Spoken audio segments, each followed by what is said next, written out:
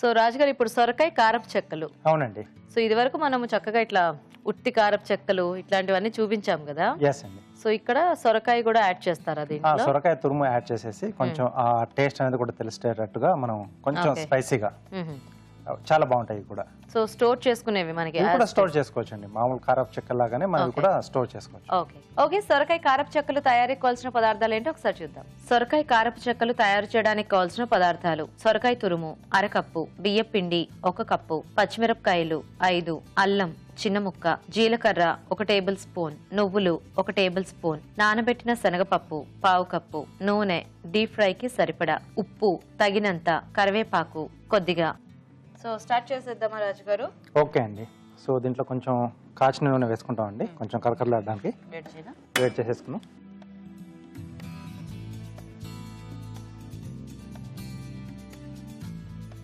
So ఇది వేగేంతలోపు మనం పిండి అనేది రెడీ చేసుకోవచ్చు.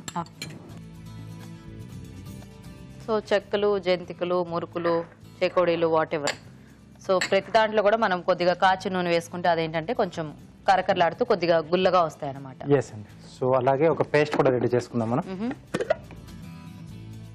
సో దీంట్లో పచ్చిమిరపకాయలు, సో అలాగే కొంచెం అల్లం,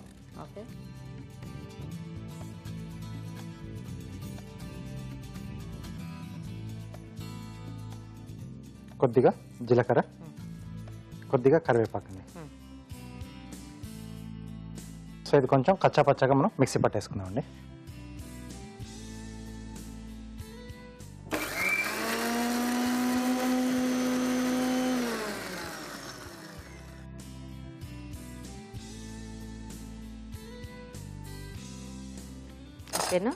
ఓకేనండి. సో ఇలా రెడీ చేసేసుకొని సో ఇప్పుడు పిండి, సో పిండిలో ఇది కలిపేసుకోవటమే. అవునండి. సో ఇదివరకు కారం అంటే మనము కొంచెం ఎర్రకారము and red chilli flakes type లో అట్లా చూపించాం కదా. ఎస్. సో ఇక్కడ దీనికి ఈ కాంబినేషన్ పచ్చిమిర్చి కారం బాగుంటుంది. ఓకే. సో ఇప్పుడు ఒక బౌల్లో బియ్య పిండి, ఓకే,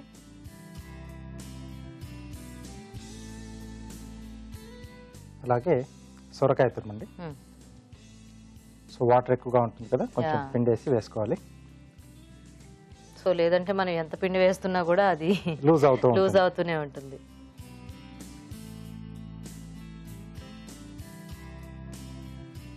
సో తురిమిన తర్వాత కూడా మనం అంటే ఈ డిష్లో వేసుకునేంత వరకు కూడా కొంచెం వాటర్లో ఇంకొంచెం ఎక్స్ట్రాగా మనం వాటర్ యాడ్ చేసేసి దాంట్లో పెడితే మనకు నల్లబడకుండా ఉంటుందండి.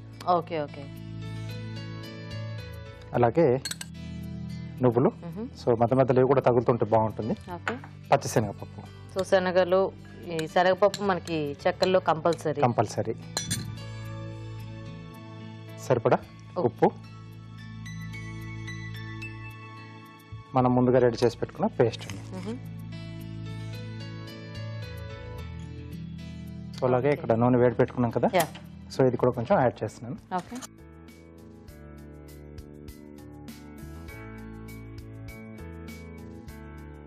సో జనరల్గా మనము చెక్కలకి ఎప్పుడు తడి బియ్య పిండి చేసుకుంటూ ఉంటాం.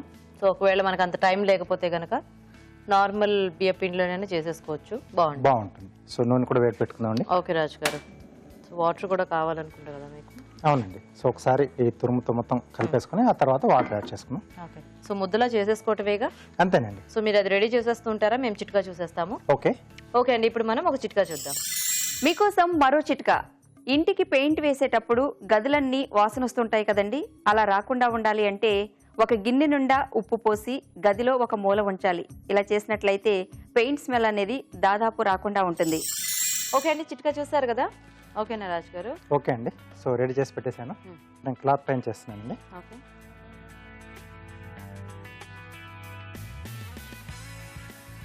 సో కొంచెం తడి అప్లై చేసుకుని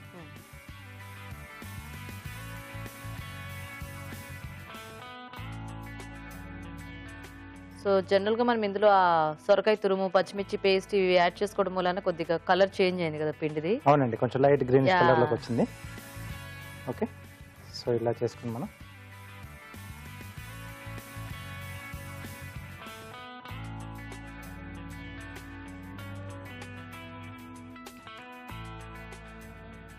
కొంచెం స్లో ఫైర్ లో చేసుకోవాలండి. ఇది పల్లీలు ఇలాంటివి కూడా వేసుకోవచ్చేమో కదా, వేసుకోవచ్చు, శనగపప్పు ప్లేస్ లో వేసుకోవచ్చు. సో కొంతమంది ఆ పుటానా పప్పు కూడా వేసుకుంటారు, పుట్నాల పప్పు. సో అది కూడా మంచి టేస్ట్ ఇస్తుంది. సో అందుకే ఇక్కడ ఏంటంటే నేను కొంచెం ఈ పప్పు అలాగే కొంచెం నువ్వు పప్పు కూడా వేసాను. Okay okay. సో ఈ టేస్ట్ అనేది బాగుంటుంది.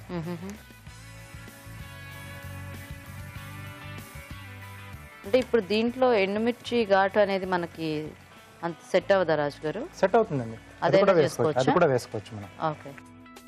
సో కొంచెం ఘాట్ ఎక్కువగా కావాలనుకుంటే డైరెక్ట్గా మనము ఎండుమిరపకాయలు కొంచెం కచ్చపచ్చగా మిక్సీ పట్టేసుకోవచ్చు.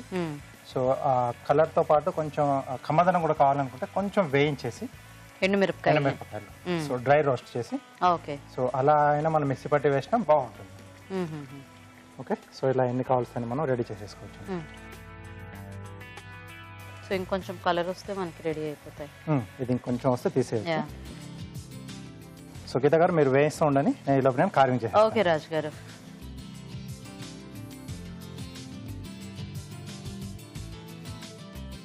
సో కార్వింగ్ సింపుల్ గానే చేస్తున్నాను, అరటిపండుతో.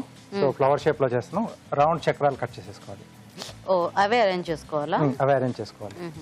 సో దీని మధ్యలో ఏంటంటే మనకు కొంచెం సీడ్ అనేది వస్తుంది కదా. అవును. సో అది కొంచెం డిఫరెంట్ లుక్ లో వస్తుంది మనకు అరటిపండు మధ్యలో. Okay okay.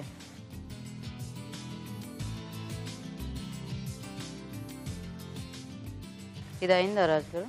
తీసేయచ్చండి.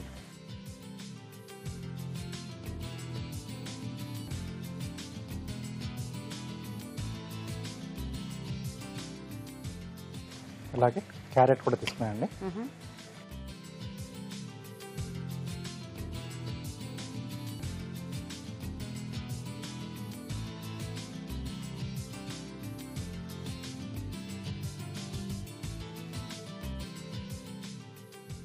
అది షేప్ లో ఏమైనా కట్ చేసుకోవాలా? అవునండి,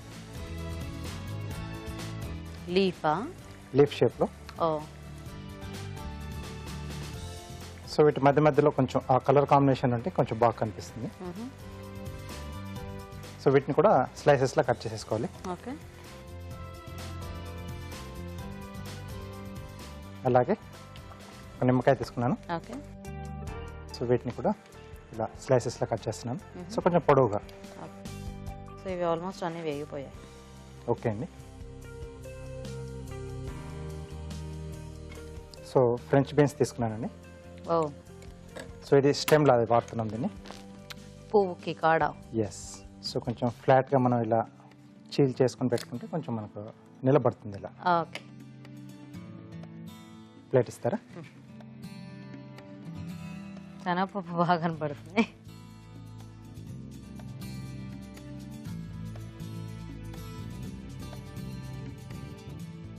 సో ఇలా రౌండ్గా మనం అరేంజ్ చేసుకోవడం. సో ఒక్కొక్క ఫ్రూట్తో ఒక్కొక్క వెజిటేబుల్స్తో మనకు డిఫరెంట్ డిఫరెంట్ డిజైన్స్ లా వస్తూ ఉంటుంది. సో జస్ట్ స్లైసెస్ సేమ్ మెథడ్లో చేసుకున్న ఆ స్లైస్ సైజుని బట్టి మనకు డిజైన్ అనేది మారుతూ ఉంటుంది, ఆ ఫ్లవర్ షేప్ అనేది. యాక్చువల్గా ఈ అరటిపండు కూడా ఇప్పుడు మనం స్లాంట్ గా కట్ చేసుకుని అరేంజ్ చేసుకుని అది ఇంకో డిఫరెంట్ ఫ్లవర్ కదా. ఎస్. ఓకే. సో వీటి మధ్యలో ఇలా కట్ చేసుకోవడం పెద్ద మన కష్టం ఏం కాదు. అవును, ఇవే ఈజీగా కొంచెం చేసేసుకోవచ్చు షేప్స్ అనేవి. ఎస్.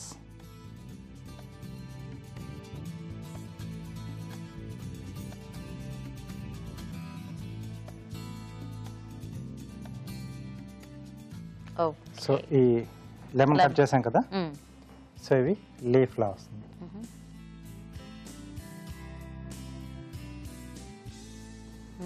నైస్. Okay, simple. చాలా బాగుంది రాజు గారు. ఓకే, సొరకాయ కారపు చెక్కలు రెడీ అండి. నైస్.